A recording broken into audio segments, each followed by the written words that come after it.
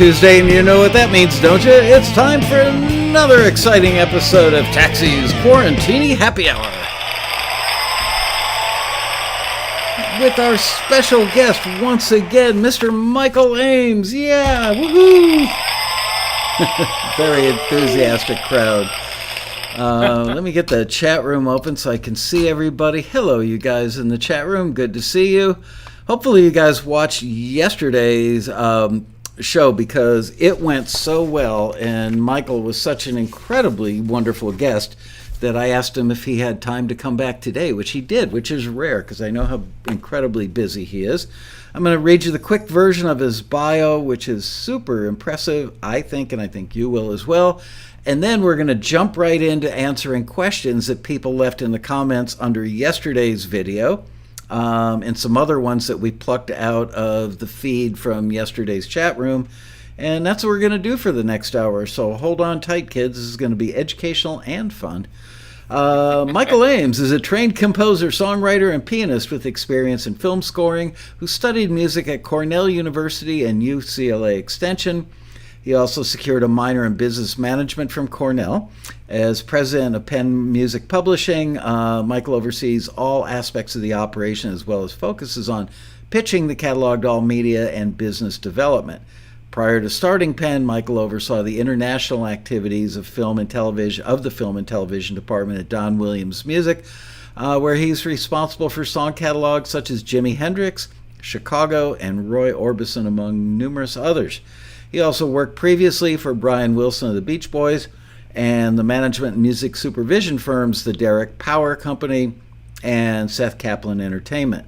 He's a past president of the Association of Independent Music Publishers and proudly serves on the Independent Publishers Advisory Council of the National Music Publishers Association. That's a mouthful. Try and say that, anybody. That is a mouthful. Yeah, I'm getting my voiceover chops up here. He's also a member of the California Copyright Conference and the National Academy of Recording Arts and Sciences. Michael wrote the music publishing section of the Hal Leonard published book entitled 5-Star Music Makeover, the Independent Artist Guide for Singers, Songwriters, Bands, Producers, and Self-Publishers.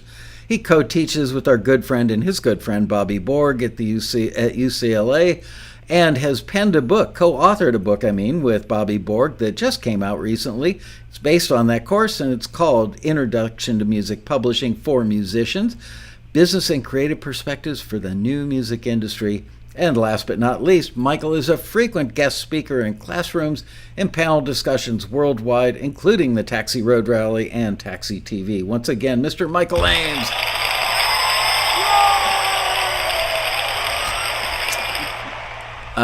So welcome back. Pardon the fact that I keep changing colors. I was trying to tweak that for those of you watching the show today. I was trying to tweak it before the show, and I would get it adjusted, and I move 1 inch, and then I turn orange again. So whatever, I'm still, it hasn't affected my audio, so I can still ask really good questions. There you go.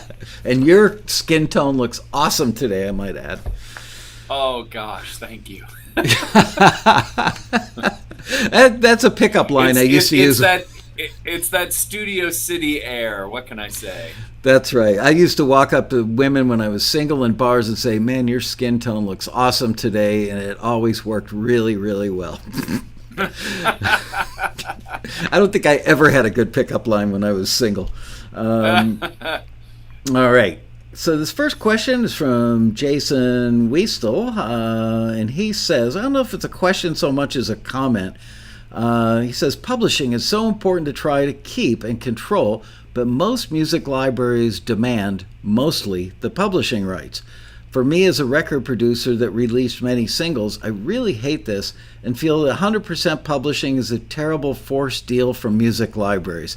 So, Michael, would you set him straight on the whole concept of 100% versus 50% of the dollar bill that gets ripped in half, that explanation of publishing? Yeah. I mean, or, since I guess I'm a little bit hungry, I'll use the pie analogy, right? So there you go.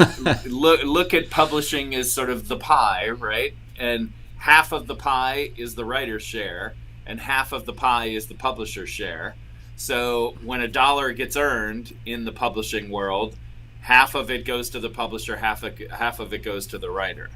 Now, for Jason's thing, what I would, the music library world is, a certain section of the publishing world. It's certainly not the entire publishing world, but, music libraries, really end up taking 100% of the publishing, because that's really where the money is in the library world. Library fees, upfront fees, are either non-existent or they're really small.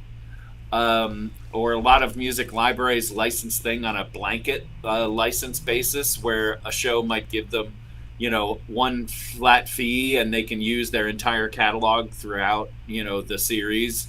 And then, the libraries typically having to, figure out a way of dividing that blanket license up amongst everyone that would sort of end up getting used. So really, in the music library world, Jason, the bigger opportunity for anyone to earn any income is on that back end through the Performing Rights Society. So, though I don't necessarily disagree with you that giving away your publishing is maybe not something that you always want to do, but as we kind of talked about yesterday, it's a business decision. If you don't want to give away 100% of your stuff to a library, don't put your stuff in a library.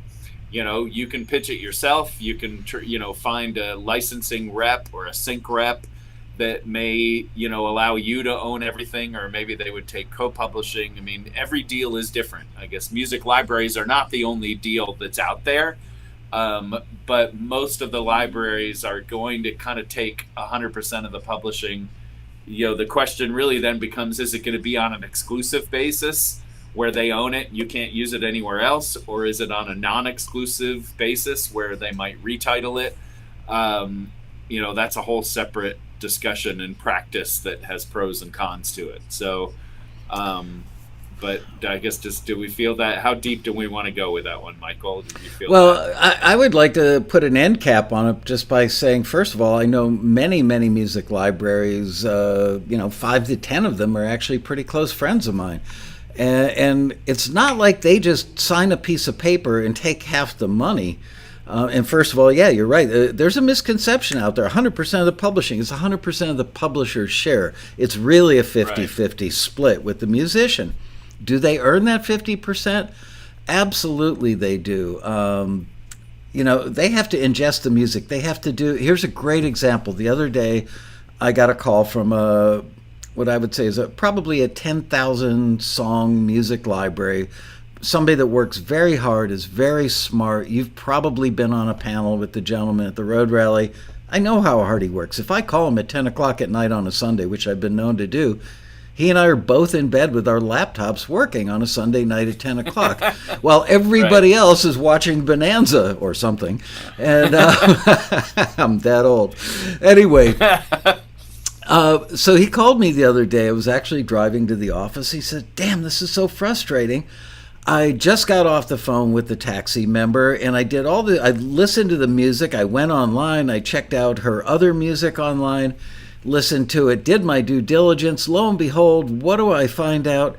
She's already signed this stuff to a non-exclusive library, and the listing we run for this gentleman's company says the word exclusive in all caps 2 times in the taxi listing. So twice within 100 words, you could see the word exclusive.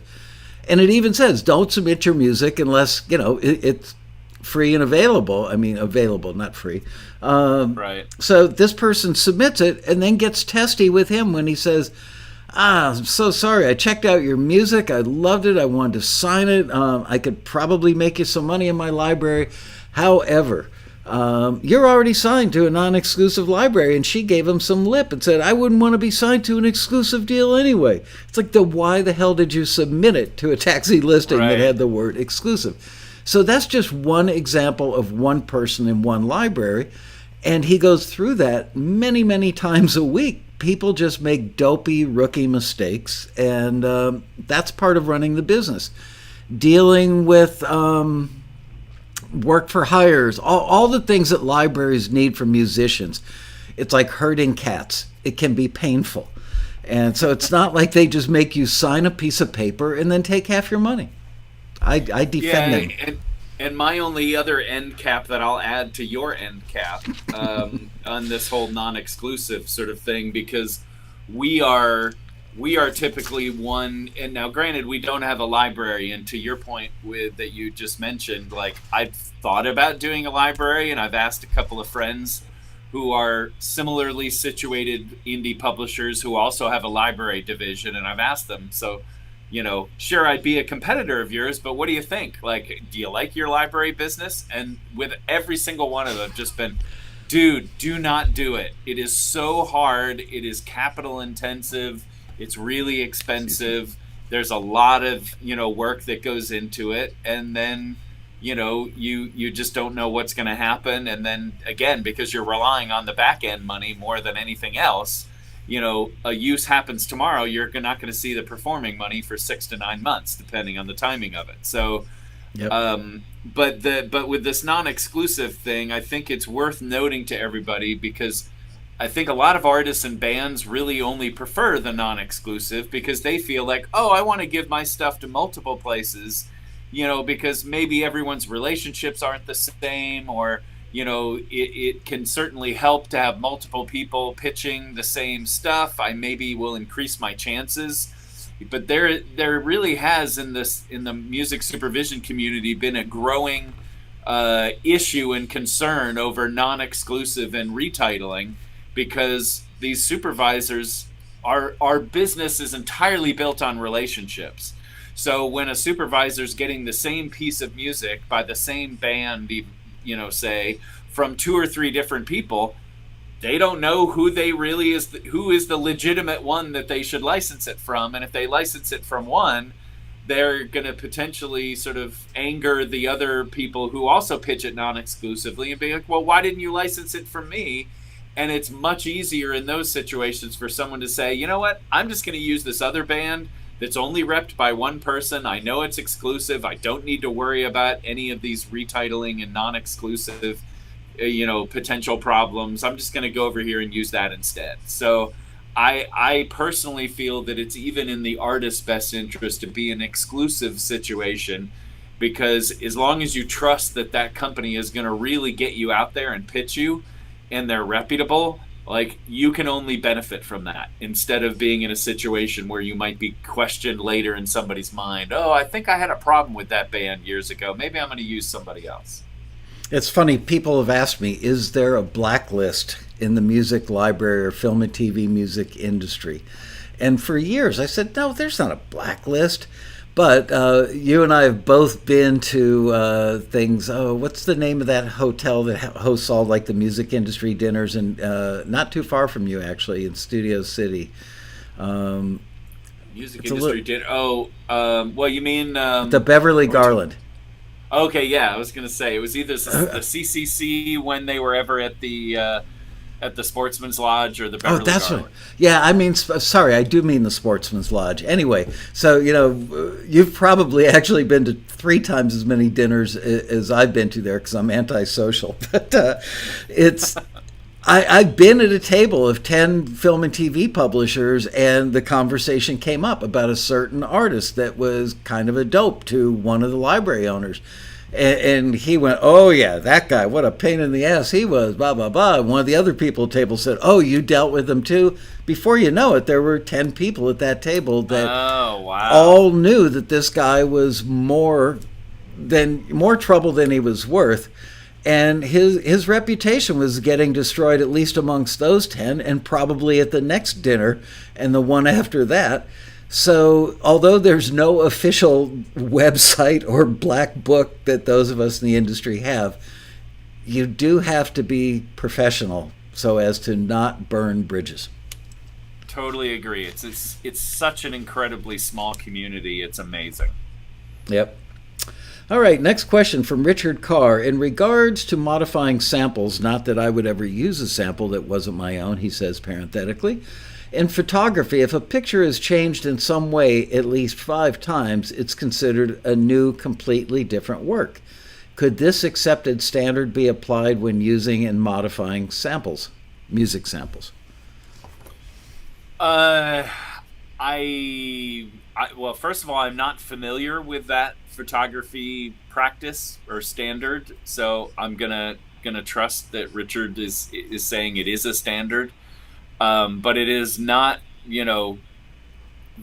That would not.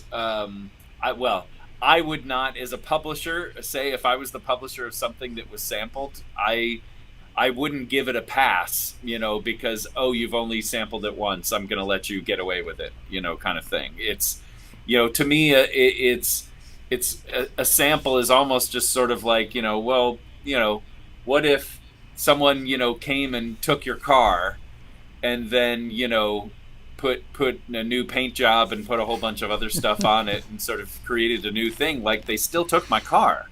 I'm not going to let them get away with it, and if you used my property or my work as some sort of, especially when it's used more foundationally, there's God knows lots of records that come out that probably have that lone sample, snare, Right. or whatever that, maybe no one is ever going to find out about. But, it's, usually someone is sampling something because they want it heard. They want it to form the basis of a beat that maybe they felt they couldn't get on their own, or they wanted to pay homage to, whatever the original source material was. When you do that, you got to clear it. You're not going to get a pass. I don't think there's going to be anyone that's going to sort of follow that photography logic on the music side. I agree. Next question is from Jack Hayward. I don't know if you're going to be comfortable. Well, maybe. If you're not comfortable answering this, don't be afraid to let us know. The question is, can you recommend what to look for in a distributor, a la CD Baby, TuneCore, etc.? And I know that you do business with all of them, and you don't want to show favoritism or so. No, well, I mean, look, sure I do. I mean, I don't. First of all, I'm not in the distribution business, but this subject is one that comes up a lot, with a lot of our artists, because they're, the challenge is, how. I mean, I guess part of it is what you want out of a distributor, because if you only need the pipes to get to all the places where you want to put your music on, any distributor can work. And I think the TuneCores of the world, because I'm not going to recommend one over another, because frankly I don't use them enough to have a recommendation. But I mean, they do all have different business models. Some have the flat fee that I think TuneCore still is, and I know used to be. It was an annual fee. You put up a record, it was a one-time fee of this, but it was a recurring annual fee for whatever record or single you put up. You had one flat fee every year, but they didn't take any percentage of your earnings. CD Baby, I think of the ones that take earnings, I think theirs historically was on the smaller percentage side. I want to say it was like 8 or 9%, but don't quote me on that because I don't know what it is currently. But but in those cases, I don't think they would do any marketing. And then you've got other distributors that can kind of, I think some of them even offer a tiered thing where, oh, if we do the base, just the base, we'll get you all where you need to be and you're not expecting any marketing. This will be what it'll cost. Or if you want us to do marketing, we'll add an extra percentage on top of it. And those marketing services are usually an added percentage as opposed to a flat fee situation. But the world now is kind of so interesting to me, because even major, so much of the A&R world now is driven by data. The whole everyone is monitoring who's getting what Shazams, what social media followers are here, this or that. And many of the majors even started to offer distribution for independent artists that is a farm, an A&R farm, basically. Like, I think it was Level, I think is the name of it, that is a distributor that it's Warner. It's in the Warner ADA system, and I don't know what they charge. In the beginning, they did it for free. I suspect that has changed now, but they were doing it as an A&R vehicle for themselves. They can Let's get into distribution, and then we have direct access to all the data of what's happening with what artists, so that we can see if we can find somebody that makes sense to upstream into our larger system. So I just think you got to do a lot of research, like anything else, and price it out for yourself. What is there. A lot of people don't like to pay a percentage, but if your thing comes out and for whatever reason doesn't connect or have ongoing revenue, you might not like the situation where you're going to be paying $50 a year for your annual record. It's going to eat into what earnings you might have. You might have preferred in that situation to have paid a percentage. So there's a lot of roundups that happen of people comparing all the distributors. I think Ari Hurston does one, somewhat on a regular sort of basis. So there's some of them in different, you can Google it and find it. But I think it just, it also depends on what do you want and what do you want out of a distributor. That's not going to be the same from one artist to the next. On one level, it's a level playing field. The internet levels the playing field, but it's not really a level playing field, because for an artist to get picked up by a major, they've got to have a lot going on. Where there's smoke, the label will pour gas and turn it into a bonfire. So yes, they can get out through digital distributors. You as an independent artist can put your music in the same channels and get it out there. But so many people think if my music is just great, which I think it is, and I can't blame them for thinking their own music is great. God bless them. Sure. They're convinced that the music in and of itself is going to be the thing that's going to turn it into a massive hit. And even when you're signed to a major record label, there are all kinds of gears that turn and people involved from the people on the distribution side of the label, promotion side of the label, the radio promotion side of the label, the retail side of the label. All those people come together and coordinate a plan of attack to break an artist. So if, as a solo independent artist, if all you've done, I spent 20 grand making the record. Now I've got nothing left for marketing. I can't, boost my stuff on Facebook or Instagram or wherever. I don't have a marketing budget. Then the odds of you being successful using those same channels without having that marketing budget are so slim. I'll never say never. I won't say it's impossible. Things have broken just because of the quality of the music, but the odds are really, really tiny. So if I were looking for a distributor, I wouldn't look for the one that I thought was going to launch me into the stratosphere. I'd look for the one that responded to my emails and my phone calls quickly, because that can be very important, especially in the startup. No, for sure. I mean, and the thing that everyone is focusing on now is, the power is in the playlist. Everyone kind of wants to get on those, just have the Spotify editors add you to their internal curated playlists, because it's been proven, that you get on those playlists and you get noticed and you build viewers and followers, and, but most folks don't know who that is. And if a distributor is legitimately, in the marketing world, they might know who those are. If you can't find out who they are yourself, like that may be a plus to try to go with a distributor. If you trust that they really love your music, maybe they will hopefully pitch it to an editor who will respond and put you on a playlist. But I think that's, it's kind of like, I forget the latest stat, but it's something mind-blowing of just like 40,000 new releases. It's not even like every year. I think I don't. It may be too high to say it's 40,000 every month, but like just the amount of music that's being distributed is ridiculous, and it's just a matter of how do you get heard above the noise? How does anyone know you exist? I would imagine, and I'm just imagining this, that payola is probably making its way into the playlist curators as it did with radio program directors back in the day. Wouldn't be surprised.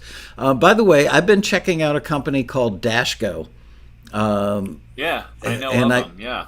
I've heard nothing but good things. I've actually spoken like a half an hour phone call with a guy named Rod Linham over there, who's very smart, really understands the marketplace and knows what he's doing.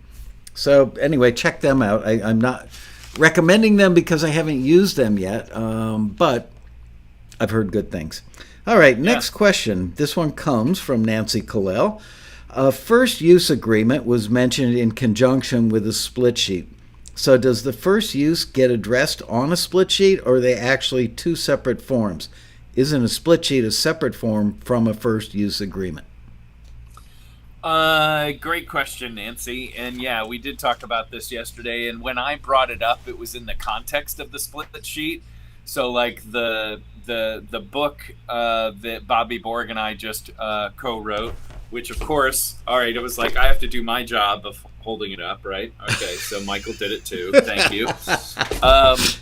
We actually covered that on our sample split sheet that we put in the book. So I don't think they have to be. It doesn't have to be a separate document. It can all be handled on the first. But you know, where the only time where I have seen that as a separate document is, you know, an artist who is a very well-known artist that you might co-write with, or even frankly, if they sort of cover a song. There are some artists who, before they agree to put your song on their record, will have you sign an agreement that you know, doesn't necessarily give them a percentage. That it's usually when they're a co-writer, but it literally says that artist has the say on what happens to the song. So you're in effect sort of, not only you're granting the first use over to this, you know, well-known artist, you're literally having to agree to have that artist determine what use happens or not happens. Like, you can't say yes. If the artist says yes, it'll happen for everyone. If the artist says no, it happens for no one. And so there are a number of attorneys of well-known artists that will get co-writers to sign agreements like that before a song gets on a record. But that's really the only time I've seen it as a separate agreement from a split sheet. Makes a lot of sense. All right, next question is from Steve Elling, and he asks, can you explain the difference between a master recording and mastering a recording? Aha. Well, yeah, you know, it's funny. Questions like this touch upon just the semantics or the terms that get bantered about in our industry. So I'm not surprised at all about sort of the concern, right? So and since Michael is far more, of course we have two Michaels here. So when I'm referring to Michael, I'm of course meaning Laskow. But you know, he can pipe in because he's definitely more knowledgeable for me on the technological side of things of production. As you can see, his you know, recording you know, the desk behind him. But anyways, you know, the term master recording has sort of always been just the term that exists, you know, to relate literally to the recording that ends up having gotten made, right? And a lot of times, if for us in the sync world, we do so much, we refer to the sync and the master, right? And even in that context, we're talking more about a license. So when we're saying sync and master, we're kind of both referring to the master recording, the actual physical file or recording that exists. But we're also referring in that context to the master use license, which is the license that gets issued for the use of a master recording in a audio-visual context. But what mastering a recording is basically the last step that you would go through in producing a recording that ultimately gets called a master recording. But the mastering process is where you've finished your production, you've finished your mix, and you go to mastering engineers whose job is they just know how to improve the quality of your recording through all those things that I can't really, you know, articulate because I haven't ever done it. But, you know, they're like, oh, well, we can, you know, increase the lows here. And in this part, we don't want these frequencies to be in conflict. We want to, separate them out and have the whole sonic field be as clear as possible, and you're laughing at me, but it's that no, I'm process. laughing with you. The mastering process is just the last step that someone goes through before you have a master recording. So I think when someone uses the mastering process, it should always really include that ing at the end to help distinguish the term from the other uses of the word master. You have anything you'd want to add, Mr. Laskow? No, it's just, I can further confuse people by saying that a 24 track 2-inch tape is a master. A quarter-inch 2-track tape is a master mix. Not that people use tape much anymore. So the word does get used in many, many contexts. But anything to do with audio has nothing to do with the master recording other than the fact that the master recording is audio. But the master, it goes back to publishing. There are two sides. There's the composition side and the master recording side. But neither of those things really has to do with a mastering engineer putting the finishing touches on your mix or a master tape getting put on a machine. Yeah, and all I will sort of add about the mastering process, because there are some that don't do it, which I think is a mistake, because a mastering engineer who really knows their stuff, like I've heard some recordings that have literally come to life in mastering. Like they sounded good, but then all of a sudden the mastering engineer who knows what they're doing gets a hold of it, and you're like, wow, that's great. It really can make a big difference to the final product. It was originally, I'm going to only spend a minute on this because I don't want to burn up your valuable time, but mastering was originally invented because recordings cut grooves in lacquer discs that then were plated with metal that became stampers. And if the needle on the cutting lathe went too deeply, made the groove too deep, then it would print through to the other side. So you would hear a song from the A side ghosting on the B side, or if the grooves were too shallow, the needle would bounce out with a bass drum beat or a tom-tom hit or something like that, literally bounce off the vinyl. Huh. So that was kind of the beginning of mastering, and then became somewhat of an art form. They wanted everything to sound like it was done at the same studio, because a band might record at 3 different studios and have 2 or 3 different mixing engineers. So it brought a cohesiveness to it. And nowadays it does all that stuff, not so much the vinyl grooves, but it's also about adding that extra glossiness and sheen to a record. And really good mix engineers know that there will be one step after them, and they get to know the mastering engineers they work with, and they know how to deliver a mix to the mastering engineer where they complement each other's work. Or right. You can go buy a plug-in for $35 from Waves, like one button mastering. And I've got to say, some of them that I've heard are pretty impressive. I've got a company chasing me right now to test out their software that is literally like an idiot button. You push one button, put any piece of music, whether it's classical, rock, metal, whatever, you push one button and it magically poops out this incredible sounding thing on the other end. So I can't wait to try that. Huh. Yeah, curious. I think they're going to. Is amazing. It really is. I think they're going to call it the Pooper Scooper. I'm kidding. All right. Next question is from Bobby Borg. Answered this one online already, but I'm going to take it anyway. I recently stumbled upon one of my recordings on YouTube as a track for what I assume was an amateur video that's been posted for years. I gave no permission and don't know how the music was obtained. I have no idea where to go with the situation.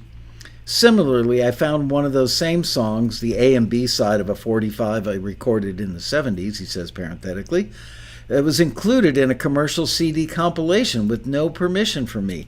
No royalties paid for either by BMI. I don't know who to talk to about this to get some direction. Is there a department at BMI? Should I pay an attorney to direct me? Is that something we can answer in 3 minutes, or should I just let the Bobby Borg answer that's up in the comments take care well, of it? I haven't read Bobby's response, but yeah, I think both of those issues are separate issues. But Yeah. let me quickly sort of at least address the YouTube thing, and we kind of talked about YouTube a little bit yesterday, sort of on Taxi TV, but it, when that amateur uploading a video that used or what's the guy's name? Sorry, was it Richard Stock. Richard? Okay, so Richard. What I'm guessing is that there is a whole underlying system at YouTube called the Content ID system that it was literally created by YouTube and the music industry to monitor the exact situation you just described, which is someone who is an amateur user, made a video, uses a piece of music, uploads it into the YouTube system. And I can only guess then that either you as the publisher, and I'm going to presume for this that you're the publisher, and whoever owns the master must not have ever registered and logged that content with the Content ID system, because otherwise it would have been caught and flagged and you would have been alerted to it that so-and-so user has uploaded their video that contains your content, and they give you the information, and then you have the ability in Content ID to either allow them to use it, and then you can monetize it, which means when ads run on that video that user has put up, that you will share in the ad revenue that Google collects from that. Or you can, I think you can do what's called I think they call it tracking now, which is you allow it to stay up, but you're not monetizing. So you're not getting any money, and nor are they. Or you can take it down. And so, we have that with the content we represent, and we get a lot of, flags of things that get uploaded, and, but it's a messy system. It's by no means perfect, but I would look into that. But I mean, Richard, the only recourse you have is that, yes, technically you were infringed, but I mean, you're not going to get anywhere with Google and YouTube because you haven't embraced the system that Google and YouTube set up to monitor and help you make money off of those situations. You'd have to somehow try to track down the original user and try to go somewhere with saying, hey, you never got my permission, but that might be difficult at best. But as to the compilation, I mean, it's pretty easy. Find out who released the compilation and contact them. Most compilation labels, I think you can find online these days, or find contact info for them and reach out and say, I never granted you my permission. And then if it was released in the United States, you can say, you never got a mechanical license from me as the publisher for my song. So where's my license? And then we need to settle up and you need to pay me. Otherwise, if you don't want it on that compilation, you can submit through the Spotify, the YouTubes, the Apple Music. There are ways that you can submit, things to them and say, hey, this release that you have up is not properly licensed and I want you to take it down. And sometimes they will. You get into a back and forth with the service that you may have to prove that it's your content. But I have gone through those steps to get something taken down. So that you at least have some recourse if you can't get in touch with them to settle up. Yeah, and when reaching out to the compilation, the purveyor of the compilation, the record label, if they didn't properly license your music, it probably did the same or didn't do the same for everybody else that's on there. So first thing to do is send a letter that sounds professional and short, probably a few sentences. Don't sound like a flaming a-hole. And if they don't, because people, can fly off the handle, and it gets you no love and respect from the people who've committed the crime. Right. They're just going to like, oh, what an idiot. So reach out and be professional. And if they don't respond in a reasonable amount of time, which would be 10 to 30 days, then if you think that they are making money with that compilation, they've got something to lose. You might want to invest in an hour of a music attorney's time, which is going to run $350 to $500, and have them send a poison pen letter that lets them know you're represented by an attorney. And they'll either cut you in, pay you what they owe you, or just take the whole thing down and run and hide somewhere. But I wouldn't spend the money on an attorney until you've sent a short professional letter on your own to begin with. Agreed. And funny enough, Richard Stock, his last name is Stock, so I'm guessing his company is Stock Music. Just saying. Oh. I couldn't resist. Boom. Hold on. Yeah, I got it. Yeah, there you go. I would have done it similarly if I had the similar device. Yeah, I love my device. It's called a Rodecaster. It's like a little mixer set up specifically to do this kind of work, and I love it. This question is from Gloria Covington. What does it mean when an exclusive in perpetuity library contract mentions a buyout? And then she parenthetically says, Michael Eames answered, a buyout typically means that you won't receive any additional money from them. So without seeing the actual language, it likely means that you won't participate in any license fees, might only receive the writer's share of performance only from any uses they get. So never agree to a buyout unless you're totally clear on what that entails. So the original question again was, what does it mean when an exclusive in perpetuity library contract mentions a buyout? Yeah, I mean, buyouts can be a scary word, but buyout to one person might mean something different to somebody else. So that's why it's, instead of just having a word buyout in a contract, make it very clear, what are you agreeing to? What would I normally have gotten paid that you're telling me you will not pay me because you're buying me out? And then if that's something that you are comfortable with giving up, well, then you can agree to that and sign it. And if you're not, don't sign it. No one's forcing you to sign anything. Yep. I completely agree. And you know what? My observation, this is just an anecdotal observation, is that libraries that don't buy you out and give you money up front, by the way, you almost always, like 99% of the time, will retain your writer's share. And if you're not, there's probably something wrong with the deal.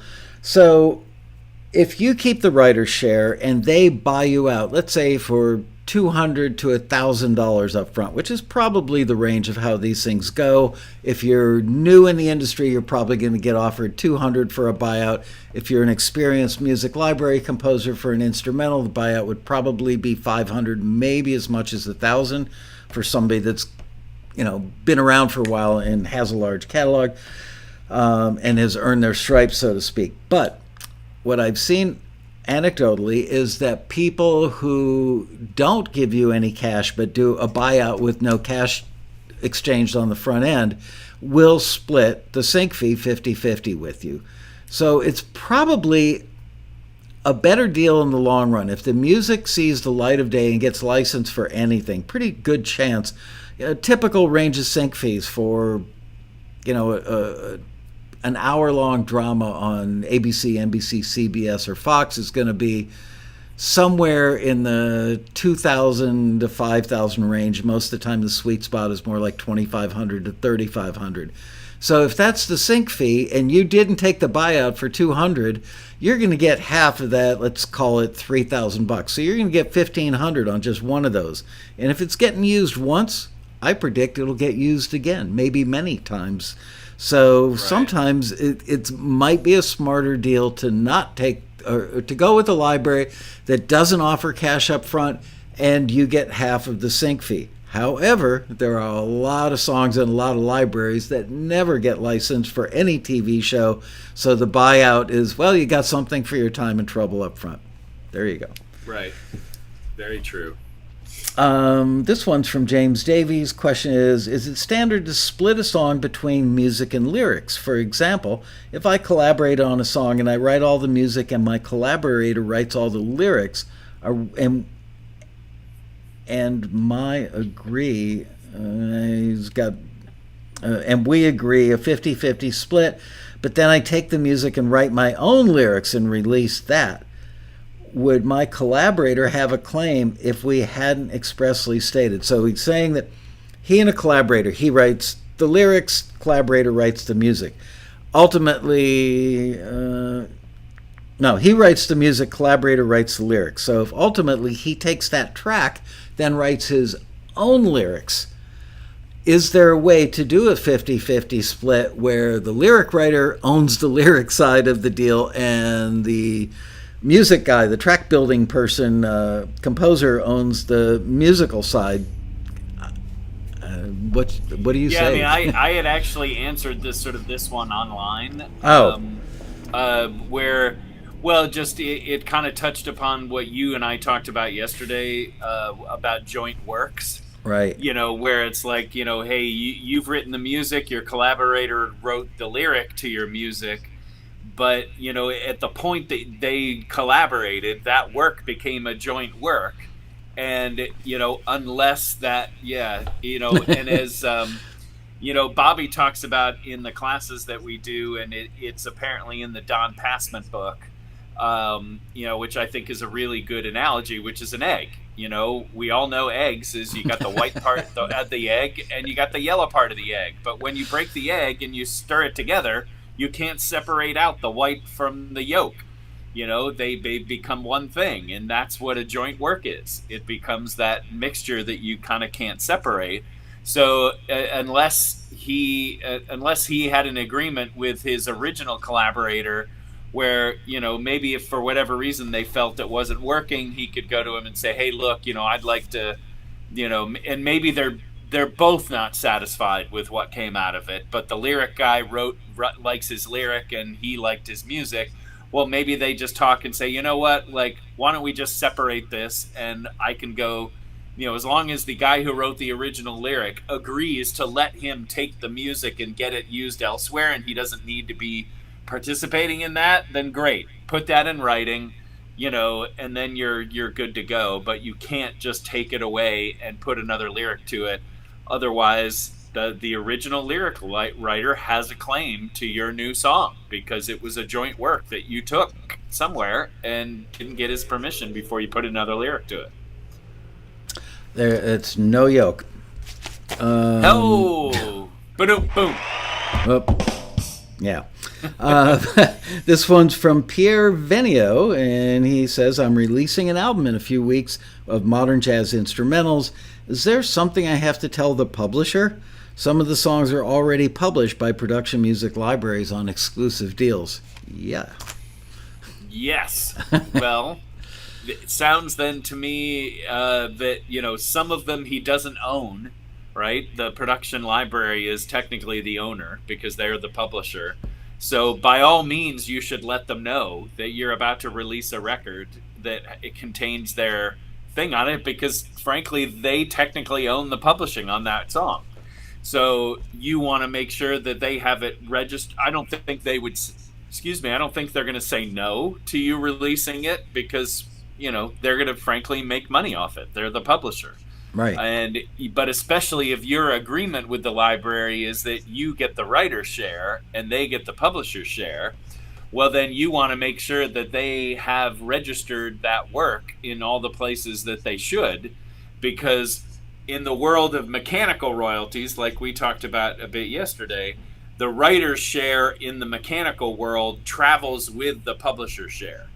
Right? Like, it's only performance where the writer gets paid separately from the publisher. In every other form of income, the writer's share travels with the publisher's share. So especially if he is entitled to the writer's share of any income that song makes, it's in his best interest to make sure that that production library has registered the song everywhere they should so that he can get his own money when it ultimately comes back to him. And then similarly, I'm going to assume from the way he phrased the question that the other songs on the record are ones that he's the publisher on. So he, as the owner, needs to make sure that he does his due diligence of what he needs to do and make sure that it's registered everywhere. It needs to be registered, you know, the PRO, the MLC, so that you can get paid domestic streaming mechanicals here because the MLC now handles that in the United States. So there's some work to do as the publisher. Tell them what the acronym MLC stands for. Yeah, so MLC stands for Mechanical Licensing Collective. And it just came into existence on January 1st of this year. And the great thing about the MLC, which you can find at the MLC.com, all 6 of those letters.com, is that every streaming service now pays their streaming mechanical income. So like Spotify, Apple Music, Tidal, Amazon, all the streaming services that we're all used to now, they need to pay, obviously, for their streams. And there's a performance piece that goes to your Performing Rights Society. There's a mechanical piece that in the US goes through the MLC. So if you don't register your works at the MLC, you won't see your money. So they have an incredibly well organized and laid out website. There's a public search engine where you can see if your song is there. And if it's not, and you control your own publishing and you're the publisher, they have an application where you can apply to be a member of the MLC. And basically they'll step you through things step by step so that you know how to get your works registered, which means you'll get paid. Awesome answer. Next question is from Juice Davis, who we remember from yesterday, who you very generously donated a second book, which, by the way, I had 3 books that your publisher sent me. So I sent out 2 of them, went out to yesterday's winner, Juice Davis and John Hope. And I've got a third one here, which I'm not letting go of. By the way, if you haven't purchased this book yet, I feel a commercial coming on. If you haven't purchased this book, I wholeheartedly endorse this, and you guys know me well enough to know that I do not endorse something unless I really believe in it. I read this book. Well, I shouldn't say I've read every word in the book, but I've gone cover to cover on the book looking for questions for yesterday's show. I'm blown away by how comprehensive it is and how easy it is to read. I think it's the best book of its type that's out there. It's not so technical as some of the other incredibly good books by very smart people are. If I were a music attorney, I'd want to learn about publishing from the other books because they're technical. This is written for musicians. It even says so. So buy this book. You can get it on Amazon. It's $34, and Michael will come out and give you a shoulder massage with every copy. All right. All good. I appreciate that. A lot of work and effort went into the book during the pandemic. It's like Bobby Borg came to me and was just like, "Hey, I have this idea. Let's try to take publishing and like tell it all in language that any musician of any level, skill level, beginner, intermediate, advanced, like can understand, because we all feel strongly that musicians should know their business." Yes. So, we were like, hey, yeah, we're kind of stuck at home during the pandemic. Let's write a book. So we did. All right. So Juice Davis asks, can you please talk about how one would start his or her own music publishing company? And we touched on this yesterday, but this question comes up every single time I talk about publishing. And I know that it's a different methodology for starting for different people, but can you give sort of a general encapsulation in about 3 minutes, because we got 6 minutes left of the show? You got it. Thank you. So I'm going to make a distinction between starting a publishing company name versus an actual physical company. So I think hopefully any of you folks that are listeners are going to know that you have to join a Performing Rights Society. And at those societies, there are 2 separate memberships, writer membership and a publisher membership. All that publisher membership means is that you're setting up a publishing company name. You don't physically have to start like a corporation or an LLC or anything like that. That's all more tax-related stuff.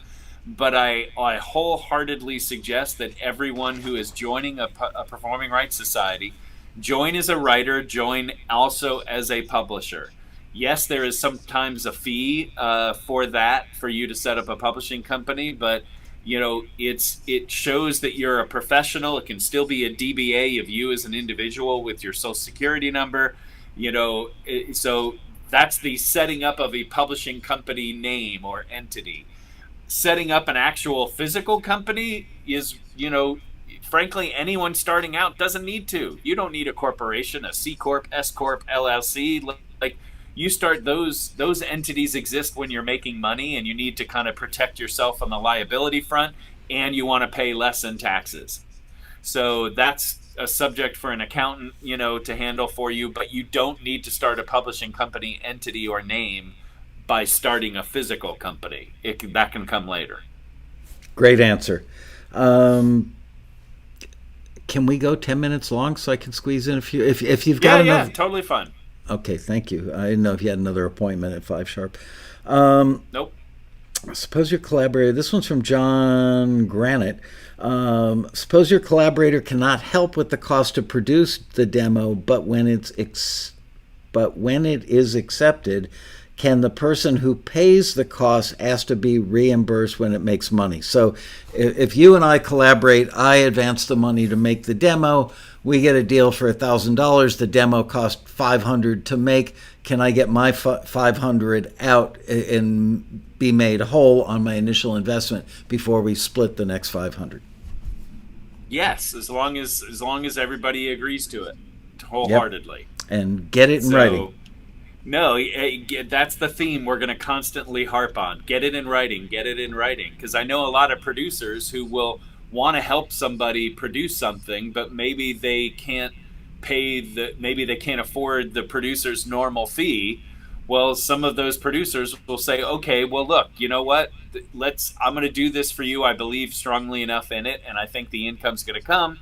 Let's do it. But as soon as you make your first, whatever, $2,000, like whatever it gets negotiated as the producer fee, that producer says, I get the first dollar that comes in the door up to X amount so that I get my fee, and then you can, we split, or, whatever the deal is after that fact. But as long as everybody agrees to it, you can get paid out of the money that comes later. I was dumb enough not to get one of a similar deal, not in writing, when I was about 23, 24 years old. Spent a week in the studio, gave them studio time at my world-class facility, gave them my skill, my incredible talent. And at the end of the week, we had 4 songs finished and tried to get them a record deal. We couldn't. And many years later, probably 15, 20 years later, I'm watching some movie Chucky, one of the Chuckies, I think. And I hear not only the song that I worked on, but it was the actual recording that I engineered and produced. Oh, wow. And I reached out to the band and they said, prove it. And they were right. I had nothing in writing because they were cool. They were musicians. I trusted them. Sucker. All right. Wow. Next question from Darren Moss. If you don't check the box, meaning with CD Baby or TuneCore, etc., are you then not collecting other monies, even if it leaves you open to do a publishing deal further down the road? So I'm not sure I understand that. So when you don't check the box, I think I understand the question. So okay. I think he's talking about the first question you asked me yesterday was, signing up for CD Baby Pro or TuneCore Publishing Administration. If you don't check that box and don't sign up for those services, does that mean you're not getting paid? And my answer would be, if you do nothing else other than not check the boxes, then that's correct. You're not getting paid. Right. So there are, our discussion yesterday was more about just knowing that you do have other ways in which you can collect your money other than those services, but they are optional services. That's why they're having you check a box. You have to opt in to participate in that. So if you choose not to, then yes, you should, depending on where your activity comes, you might need the help of a third-party publisher or somebody else who's knowledgeable, about where you're going to be earning money, because kind of what you do depends on where you're going to be earning your money. If you do start to see money on, say, Spotify, like we just talked about the MLC, well, in the U.S., your performance money will come through your PRO. You can go to the MLC and register your songs and get paid for your domestic streams. So you don't need anybody's help with that. You can do it yourself. But then outside the United States is a different story, and that's usually where someone needs the help of another established company who has the infrastructure, who can direct them. Oh, this is how we can help you collect that money. But see if you're even getting any streams outside the U.S. first. If you're not, you won't have anything to collect. This takes me, you just triggered something in me. I want to bring this up. People talk about, should I sign non-exclusive or exclusive? And personally, my observation over the last 2 years is things are swinging more in the direction of exclusive lately, whereas 3, 4, 5 years ago, it was everybody wanted to be non-exclusive, so they had the same egg in many baskets, more chances, blah, blah, blah. there's one really good reason to sign with an exclusive library, and that is they often do sub-publishing deals. So if you're in an exclusive library, and they might do a worldwide global sub-pub deal with an entity like Universal that probably has like 50 different libraries in every country you can imagine under their umbrella. So your song or instrumental track is automatically available by people in India or Turkey or Vietnam or Russia, wherever, their umbrella, their tentacles reach out to. If you do a non-exclusive deal, there's a really high probability that your stuff will never go into a sub-pub distributed through Universal. That's very true. So there's that. No, that's an excellent point for sure. I'm sure I stole it from somebody else, and I'm just regurgitating it. I'm not that smart. All right, couple more here. Let's see. From Pat Wara, if I do have my own publishing company and tell TuneCore that I do, will they register my songs under my publishing company name? And as long as you've informed them, I believe, yes, that is the case. I think TuneCore and CD Baby typically only use their own companies when you don't have a company set up. So we talked about this yesterday, where I just think that's all the more reason that when you join a PRO, always join as a writer and a publisher at the same time. Yep. This one's from Kenny Reed. Can you explain how a mashup works? All instruments in the recording are recorded by myself, but there are lyrics from about 14 different songs within the recording. Wow. Yeah. Well, we have a client of ours who's actually a pretty well-known mashup DJ. Yeah. So I can actually kind of answer this, which is basically, unless you get permission, never sell it. What he's just describing. You mash up all these lyrics, and you've done the music, or maybe it sounds like you might even be using recordings of other recordings that the lyrics were from originally. And any of you who know artists that release mixtapes, the mixtapes that there are a number of mixtapes that get given out for free because they're trying to avoid being sued. As soon as they sell it, it's a commercial thing that they didn't clear, the mashup and the samples and all of that sort of thing. But if they can help it establish themselves as an artist by giving away a mixtape for free, that's a promotional way to have someone get to know who you are as an artist, and maybe you can get popular. But in his case, the only way to sell a mashup is to literally get everyone to agree. And if you're using lyrics from 14 different songs, I feel it's pretty safe to say, even without knowing what the 14 songs are and who publishes those 14 songs, that you're going to have a very hard time having 14 people plus you. So that's 15. You're going to have 15 people divide up a pie, like we talked about at the top of the hour, with half of the writer's share, half is the publisher's share. Good luck trying to get 15 individual songs to be dividing up one pie. If you can do it, more power to you. But I would say if you do it, just don't sell it, because then you're in trouble.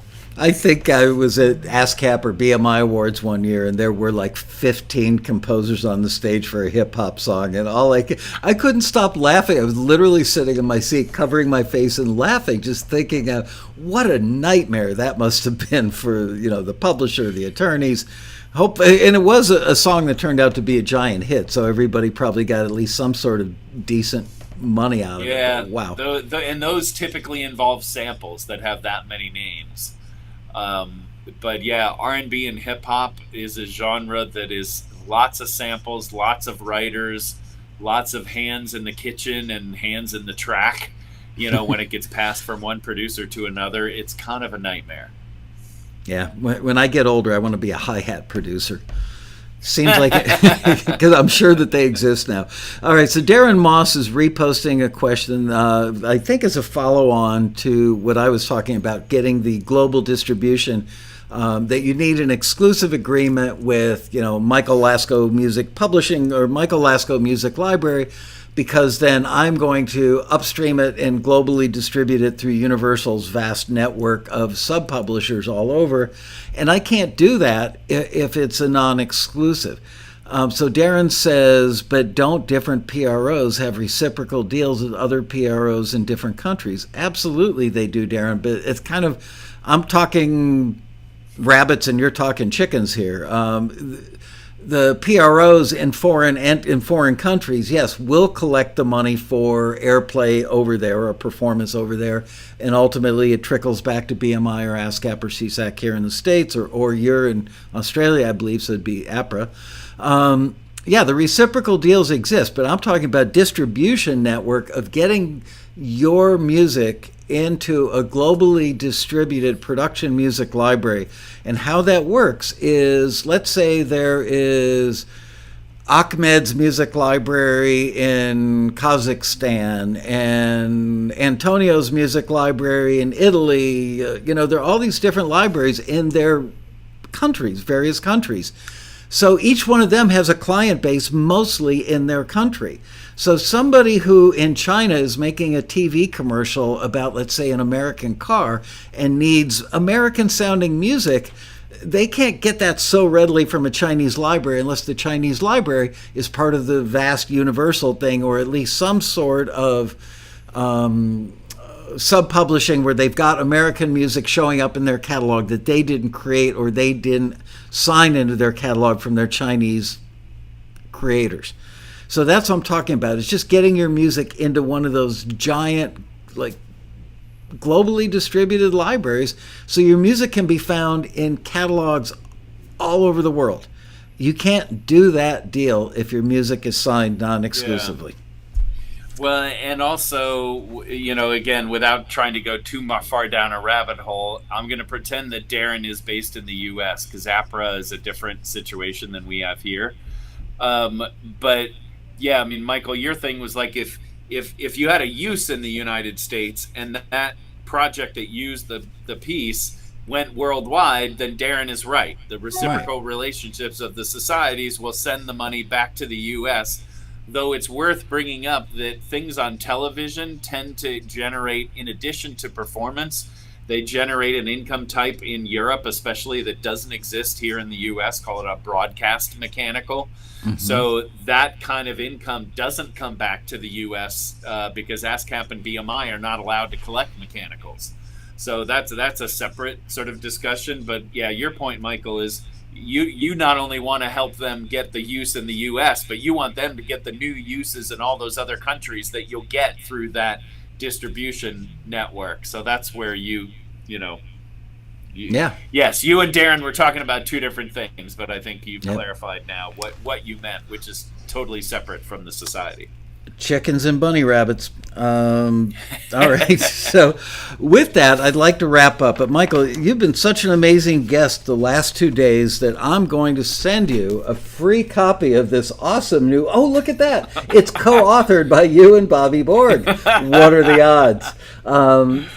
Again, I wholeheartedly endorse this book because I may not have read every page, but I've given it a very thorough going over in order to find questions for yesterday's show. So I know what the content is. You know what? Go to Amazon. Liz will pop the link in the chat momentarily. Go to Amazon and look at the table of contents, and you'll realize that for $34, you cannot afford to not have this in your toolbox as a songwriter, composer, or artist. With that, Michael, great to see you. I hope that we are able to see each other in person soon. Hopefully the current little bump we're getting in COVID cases doesn't last too long or get too severe. It's been a while, and I will be back in touch with you and Bobby so that I can book you guys for the Road Rally, which is coming up November 5th 6th and 7th, which is Friday, Saturday, and Sunday, with prequels on November 1st, 2nd, and 3rd, which is Monday, Tuesday, Wednesday of that week.